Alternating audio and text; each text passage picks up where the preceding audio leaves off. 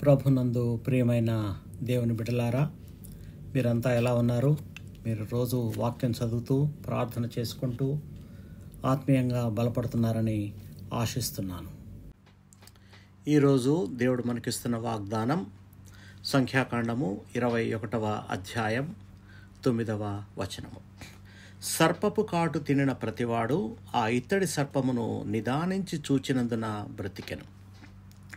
ప్రియులారా, మోషే దేవుడు ఏర్పరచుకున్న ఇశ్రాయేలీ ప్రజలను ఐగుప్తు దాస్యం నుంచి విమోచించి దేవుడు వాగ్దానం చేసిన పాలు తేనెలు ప్రవహించే కానాను దేశంకి అరణ్య మార్గంగా తీసుకొని వస్తున్నాడు. ఆ మార్గంలో ఆ ప్రజలు మాటిమాటికి మోషే మీద సణుక్కుంటున్నారు. మాకు అది లేదే, ఇది లేదే, తినడానికి మాంసం లేదే, ప్రతిరోజు మేము కేవలం ఈ మన్నానే తినాలా, ఉప్పు కారం లేకుండా చప్పిడి కూరలు తినాలని నిత్యము మోషేతోని వాళ్ళు సణుక్కుంటుండగా దేవుని కోపం వచ్చి ఏం చేశారంటే వాళ్ళ మధ్య ఒక మంచి తాపకరమైన సర్పాలని పంపాడు. ఆ సర్పాలను వచ్చి ఎవరైతే మోషేకి తిరుగుబాటుగా మాట్లాడారో వారందరినీ చంపేయడం జరిగింది. మళ్ళా జనం చచ్చిపోతున్నారని తెలిసి మళ్ళా పరిగెత్తకుండా మోషే దగ్గరికి వచ్చి మోషేకి మొరపెట్టుకున్నారు. నువ్వేంటి మమ్మల్ని చంపడానికి తీసుకొచ్చావా ఏంటి అని మొరపెట్టుకుంటే మళ్ళా మోషే దేవునికి మొరపెట్టినప్పుడు యెహోవా దేవుడు అన్నాడు, నీవు ఒక ఇత్తడి సర్పాన్ని చేయించి దాన్ని ఎత్తుగా ఒక దండెం మీద దాన్ని నిలబెట్టు. ఎవరైతే దాన్ని ఆ ఇత్తడి సర్పాన్ని తేరిపారా చూస్తారో వాళ్ళు మరణాన్ని నుంచి తప్పించుకొని బతుకుతారు అని సెలవిచ్చున్నాడు. కాబట్టి మనం ఎప్పుడు కూడా దేవుడు మనకు నియమించిన నాయకుడి మీద సణుక్కోకూడదు. అది మనకు ఆశీర్వాదం కాదు. అలాగే దేవుడు చూపిన మార్గాన్ని నమ్మి మనము జీవితంలో ప్రయాణించాలి. ఈ విశ్వాసముతో మాత్రమే మనకు మరణము నుంచి రక్షణ నిలబడుతుంది. మానవ ప్రయత్నం మనం రక్షించుకోలేము.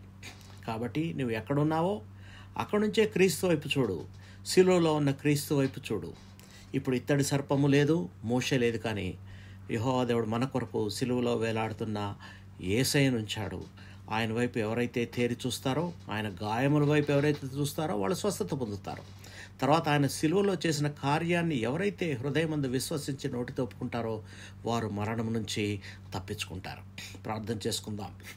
మమ్మల్ని మిక్కిలిగా ప్రేమించిన మా ప్రియ పరలోకపు తండ్రి, నీ వాక్యం ద్వారా మాకు రక్షణ మార్గాన్ని చూపినందుకు నీకు స్తోత్రాలు తండ్రి.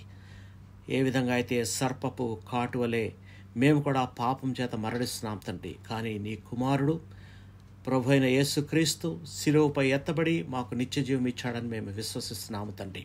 ప్రభువా, నీ వైపు విశ్వాసంతో చూచే కృప మా అందరికీ అందించండి. మా హృదయాలను స్వస్థపరిచి నీ జీవంతో మమ్మల్ని నడిపించండి. మా ప్రభు రక్షకుడైన యేసుక్రీస్తు నామంలో ప్రార్థిస్తున్నాము తండ్రి.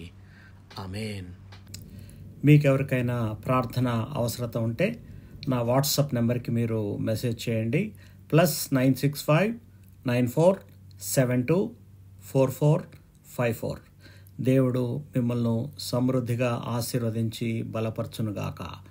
ఆమేన్. God bless you all.